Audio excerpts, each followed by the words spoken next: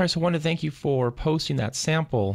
You obviously have a really good handle of variables and evaluating variables and then branching based on the variables. So that's a really helpful example.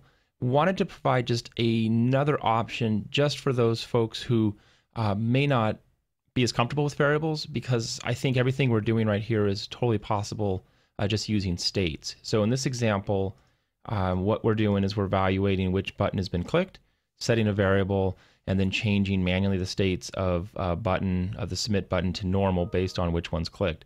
We can actually do a lot of this based on Storyline's really default functionality.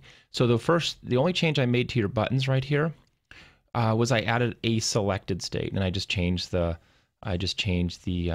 color of them real quick. So each of these just has a selected state now. Selected state's a built-in state, which means that we can evaluate which button is currently selected.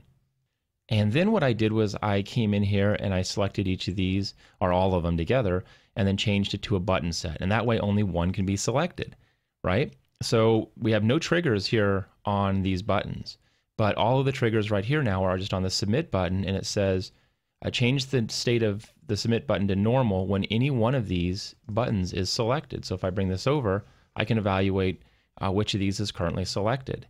And then I'm just going to have three triggers that either show the blue, red, or pink layer based on, in this case, the condition is if pink is selected, and then this one would be if red. So we reduced, right, quite a few triggers and variables to evaluate what all is happening here on the slide, and then showing a feedback layer, a feedback slide layer based on the currently selected. So let's take a look at it.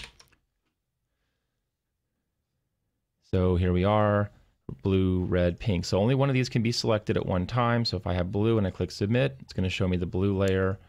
I guess I can't do it again. So I can come to red, and there's my red. So all we're doing is just listening for the selected button, and then when we click submit, we show the appropriate layer. So just another option for evaluating button clicks on the slide level to display feedback in slide layers.